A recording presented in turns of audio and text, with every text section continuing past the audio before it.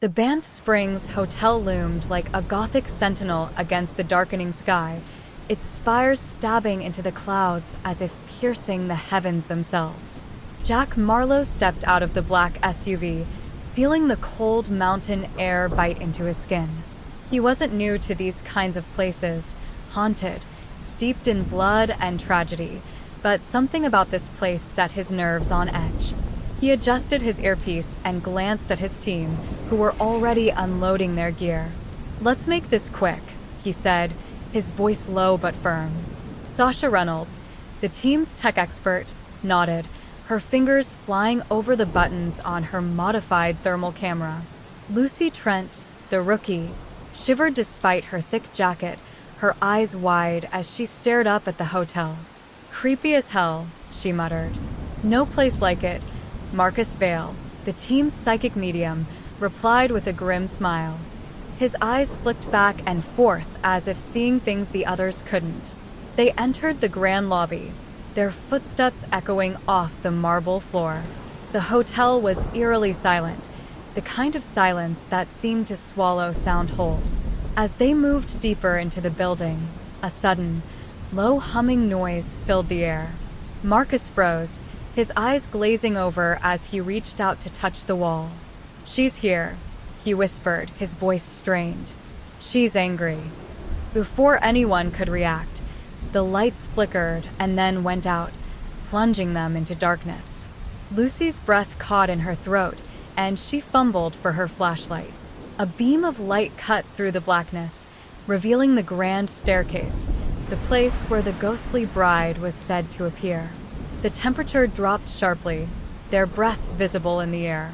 A figure materialized at the top of the stairs, a pale, glowing bride in a tattered wedding dress, her face hidden beneath a blood-stained veil.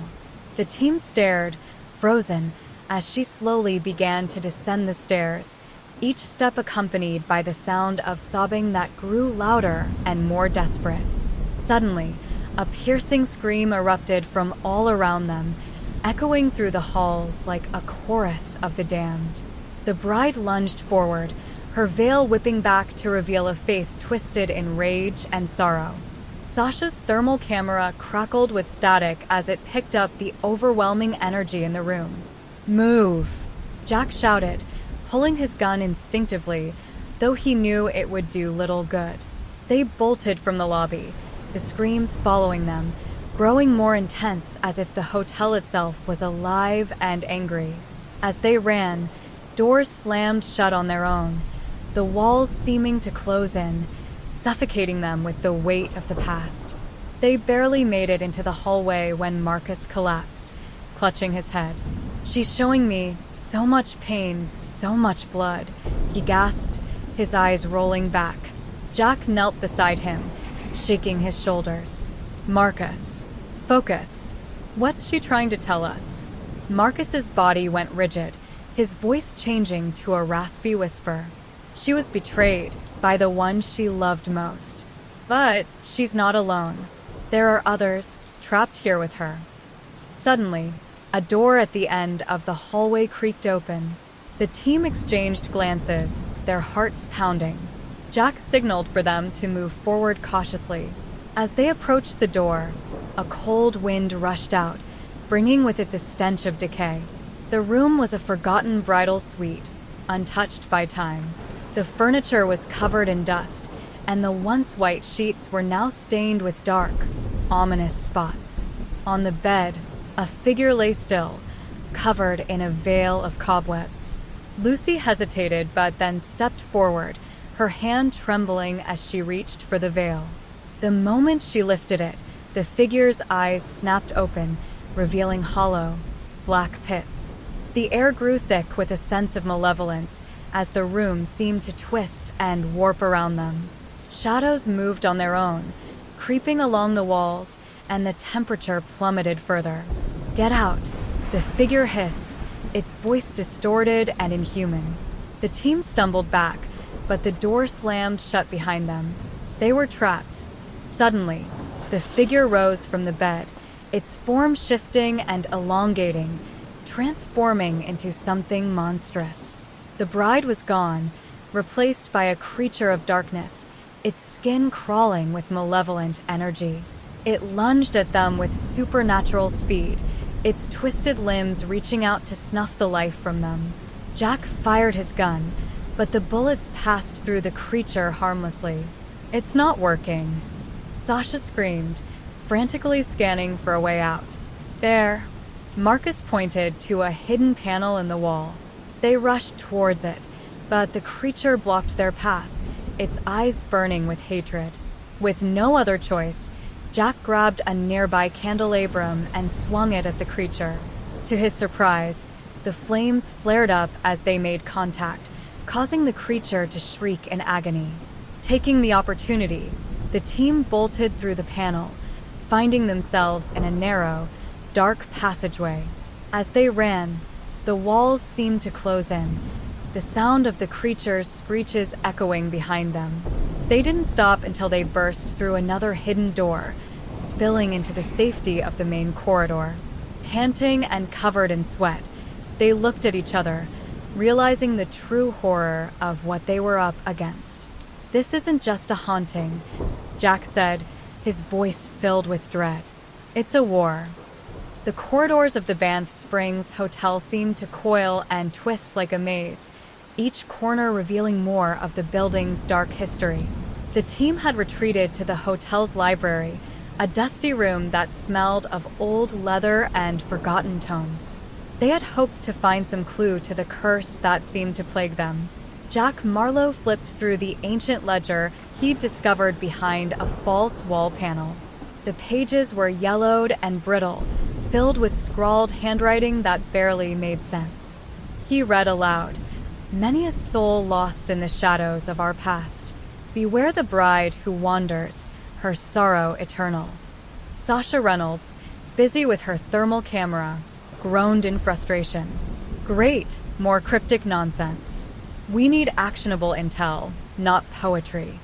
Lucy Trent scanned the room, her flashlight revealing the cobweb-draped shelves and faded portraits of past hotel guests. "Guys, I think I found something." She pointed to an old photograph of a wedding party. A beautiful bride stood in the center, her face obscured by an elaborate veil. But there was something off about the picture. A ghostly figure hovered beside her, almost as if it were part of the background. Marcus Vale, still recovering from his earlier vision, squinted at the photo. The bride. She wasn't alone. "There's something else here." Jack looked up from the ledger, his eyes narrowing. "You think the other figure could be linked to what we're experiencing?" "Possibly," Marcus said, rubbing his temples. "I saw multiple spirits, not just the bride. They're all tied together." The room grew colder, and an unsettling silence fell over them. Sasha's camera beeped erratically, picking up sudden fluctuations in temperature. "We've got movement," she said, her voice trembling. Before anyone could react, the door to the library slammed shut with a deafening bang. The temperature dropped dramatically, and the lights flickered ominously. Jack's breath became visible as he turned to face the others. "We need to get out of here. Now." They bolted for the door, but it was stuck. Lucy pulled on the handle with all her might, but it wouldn't budge. Marcus's eyes widened with panic as he stumbled backward, his vision blurring. Suddenly, the air was filled with a haunting melody, a wedding march played on an old, unseen piano. The sound echoed through the library, growing louder and more frenetic. Shadows on the walls began to move, coalescing into indistinct shapes that seemed to dance and writhe. In the center of the room, the spectral bride materialized again, her form flickering and shifting. Her veil was now a gossamer shroud, and her eyes glowed with an eerie, otherworldly light. She hovered above the ground, her mouth stretched into a silent scream. "Look away," Jack shouted, trying to shield his eyes from the apparition. But the sight was hypnotic, drawing their gazes despite their will. A sudden, bone-chilling wind whipped through the room, and the figure reached out toward them with elongated, shadowy fingers. "I'm sorry," the ghostly bride whispered, her voice a mournful wail. "Forgive me." Just as the cold began to seep into their bones, the door burst open. The team scrambled out, gasping for breath as they fled down the winding corridors, the ghostly melodies still haunting their steps. The team regrouped in the main dining hall, the air thick with tension. Jack wiped the sweat from his brow and glanced around at the disheveled group. "We need to figure out what triggered that. There's something we're missing." Sasha checked her equipment. The thermal readings were off the charts. "It's like the whole place was reacting to us." Lucy looked pale but determined. "What if the bride's not alone? What if there's something else in the hotel? Something even more sinister?" Marcus, still shaken, nodded in agreement. "The other spirits are restless. They're bound to the bride's torment. If we don't find out who or what caused it, we're all in danger." Just then, a loud crash echoed through the dining hall. The team whirled around to find the source of the noise. A massive chandelier had fallen from the ceiling, scattering glass and debris across the floor. Jack approached cautiously, examining the debris. "This place is falling apart. We need to investigate the areas around the ballroom. There might be clues hidden there." They carefully navigated the darkened corridors until they reached the grand ballroom. The room was in disarray, as though a great struggle had taken place. The ornate mirrors were shattered, and the elegant draperies were torn. A chill ran down their spines as they approached a large painting hanging on the far wall. The painting depicted a lavish wedding reception, but the bride's face was conspicuously blank, an empty void where her eyes should be. Jack touched the painting, feeling a sudden jolt of cold energy. This has to be it. The painting, it's linked to the bride's curse. The lights flickered again, and a shadowy figure materialized before them. It was the bride, her sorrowful eyes locked onto them with a desperate plea. "Help me," she whispered, her voice carrying the weight of centuries of pain. The team froze, understanding that they were at the center of something much darker than they had anticipated. The ghostly bride was more than a spectral entity. She was a gateway to the darker forces that lurked within the Banff Springs Hotel. And if they couldn't unravel the mystery, they might be the next victims to fall under her eternal curse. The winter air was biting cold as the team gathered outside the Banff Springs Hotel. The snowfall had intensified, blanketing the surroundings in a ghostly white veil. They huddled near their vehicles, the mood somber as they reviewed their findings. Jack Marlowe paced back and forth, his breath creating clouds in the frigid air. "We need to focus on the history of the land. The hotel is just a manifestation. There's something deeper." Sasha Reynolds, her breath visible in the cold, consulted her laptop. The local archives mentioned that the site was once a battleground for early settlers. There could be old graves or artifacts buried around here. Lucy Trent rubbed her arms to ward off the chill. Maybe the bride's curse is tied to something older. A ritual, perhaps? Marcus Vale, still shaken, nodded. "I saw something in my vision, a shadow moving beneath the snow. We should investigate." They trudged through the snow towards the old, forgotten cemetery near the back of the property. The snow crunched underfoot, each step a reminder of the danger they faced. As they approached the cemetery, an eerie silence enveloped them. Lucy's flashlight caught the glint of something half buried in the snow. "Over here," she called. They uncovered a weathered, iron cross with a faded inscription barely legible. Jack knelt down, brushing off the snow. "This could be a marker for an old grave. We need to get this to the archives."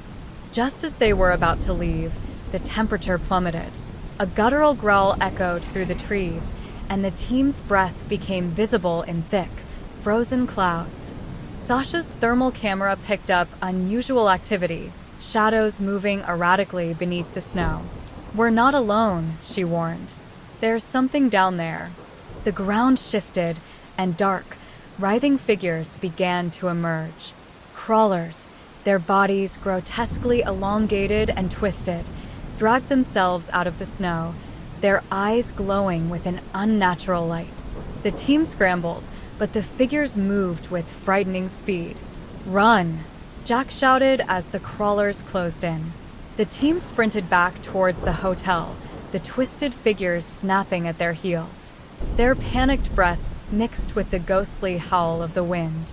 Inside the hotel, they slammed the door behind them, panting heavily. The once grand lobby now seemed oppressive and hostile, shadows dancing menacingly on the walls.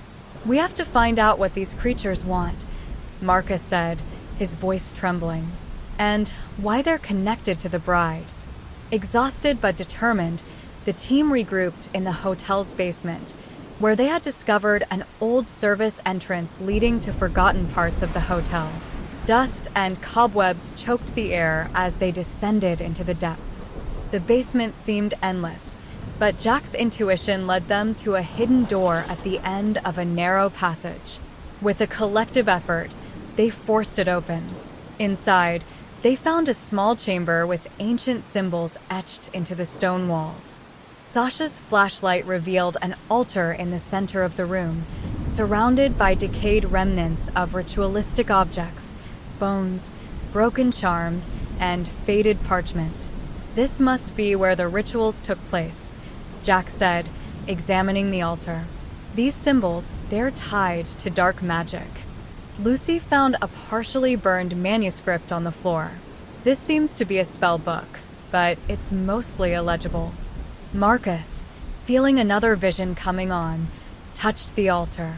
His eyes rolled back as images of the past flashed before him, a dark ceremony, a bride sacrificed, and shadows rising from the ground.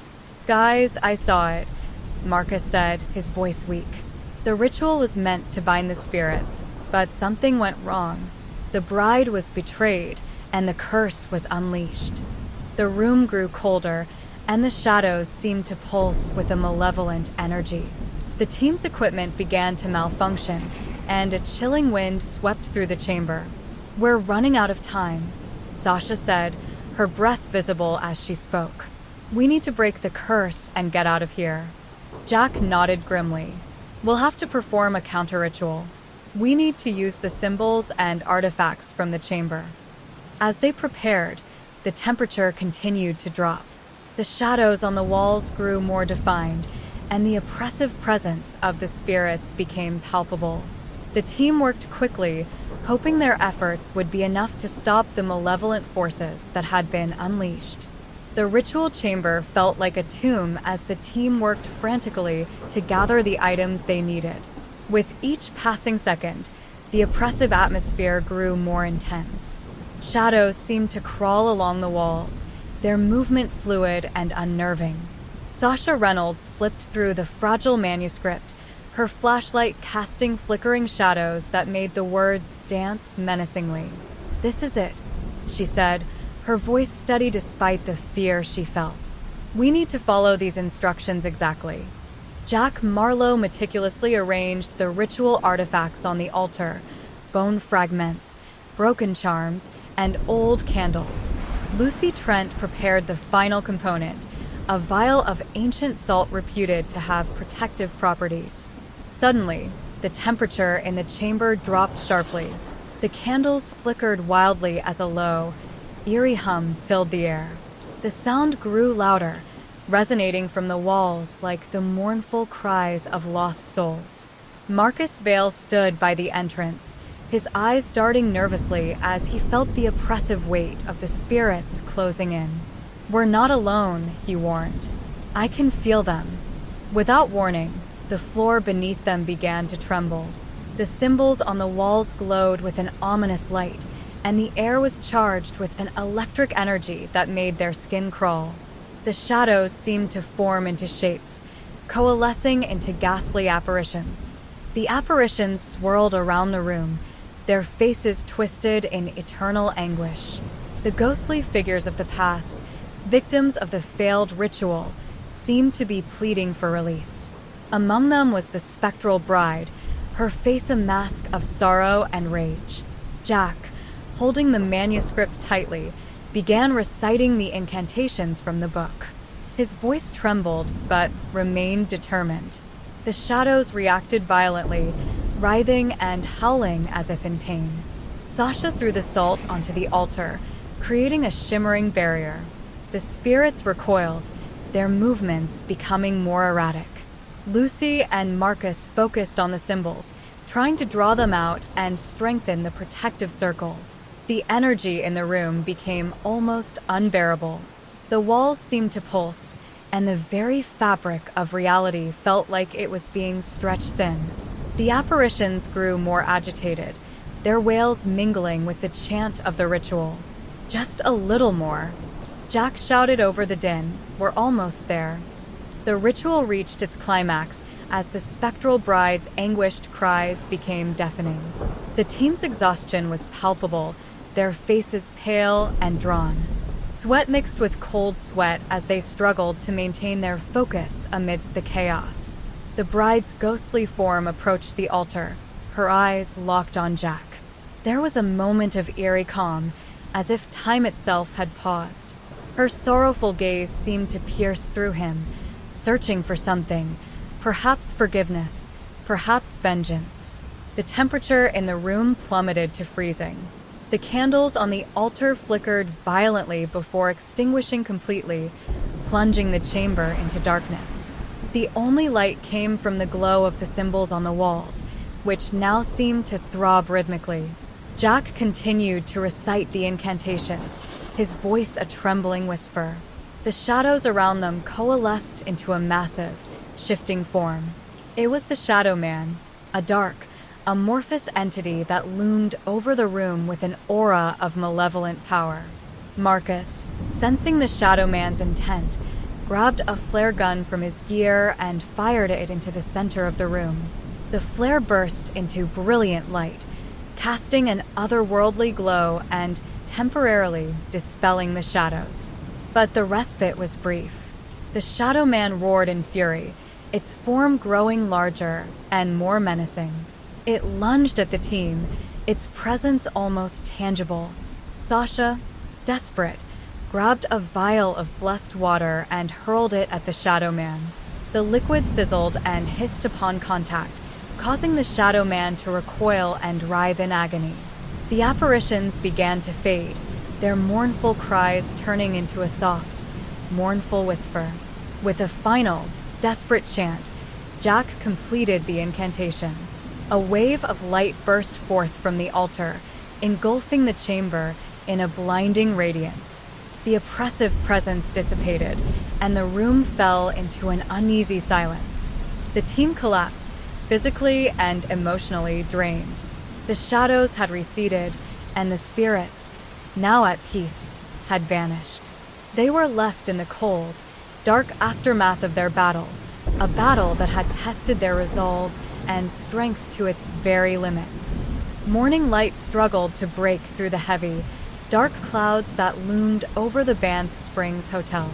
The team, weary from their harrowing night, gathered in the hotel's grand hall, their faces etched with exhaustion and relief. The atmosphere was thick with an uneasy silence, broken only by the occasional shuffling of feet and muted conversations. Detective Rachel Blackwood, the lead investigator, reviewed her notes with a furrowed brow. We've made significant progress, but the cost has been high. We need to evaluate our next steps carefully. Her voice, usually so commanding, now carried a note of frailty. Ethan Cole, the tech specialist, was analyzing the recordings from their ghost hunting equipment. We've captured some unsettling data, he said, his eyes widening. There were multiple spikes in paranormal activity, especially around the ballroom and the old bridal suite. Lena Carter, the historian, looked up from her research. The records indicate that the bride was a young woman named Eliza Monroe.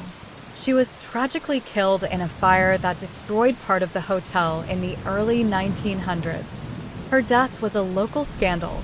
Rumor has it she was betrayed by someone she loved. The team exchanged uneasy glances, piecing together the fragments of their findings. The haunting was more than just a supernatural occurrence. It was a tragic tale of love, betrayal, and a soul trapped in a cycle of revenge.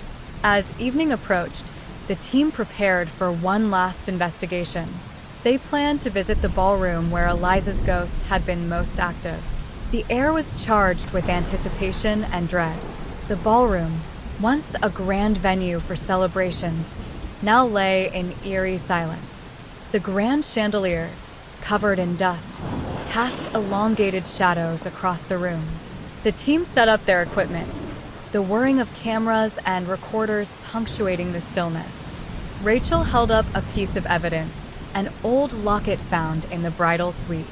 We believe this belonged to Eliza. It might be the key to helping her find peace. As the clock struck midnight, the ballroom seemed to come alive with spectral energy. The temperature dropped rapidly, and the shadows on the walls began to twist and stretch unnaturally. The team huddled around their equipment, their breaths visible in the frigid air. Ethan's monitor beeped erratically, indicating a strong presence. Lena, holding the locket, whispered, "Eliza, if you're here, we want to help you find peace." A sudden gust of wind extinguished their flashlights, plunging the room into darkness. In the pitch black, a soft, mournful cry echoed through the space. The team's heartbeats quickened as a ghostly figure materialized, a young woman in a wedding dress, her face a mask of sorrow. Rachel approached cautiously, holding the locket out. "Eliza, we know about your pain. We're here to help you." The spectral bride's eyes locked onto the locket. She floated closer, her ethereal form shimmering with a cold light. As she reached for the locket, a shadowy figure, an embodiment of her betrayer, emerged from the darkness. It was the Shadow Man, more menacing and real than ever. The Shadow Man's presence was suffocating. The room filled with a tangible sense of dread as he lunged towards the team. Rachel, her voice steady, began reciting a protective incantation she had found in the historical records. Lena and Ethan frantically worked to capture the scene on film, while Rachel's incantations grew louder. The locket began to glow, and the shadowy figure recoiled in pain.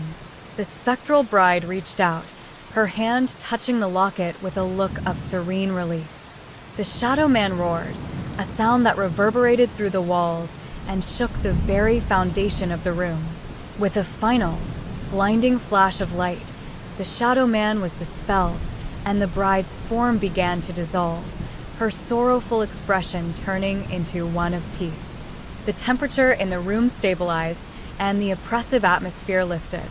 The team, exhausted but victorious, stood in the aftermath of their final confrontation. The ballroom was silent once more, but the air felt lighter, as if a great burden had been lifted. Rachel looked at her team, a mix of relief and melancholy in her eyes. "We've done what we came to do. Eliza can finally rest, and the hotel can begin to heal." As they left the ballroom, the first light of dawn breaking through the windows, they knew that they had faced not just the supernatural, but the deep, unresolved pain of a lost soul. The ghostly bride of Banff Springs Hotel had found her peace, and the team had faced their own shadows in the process.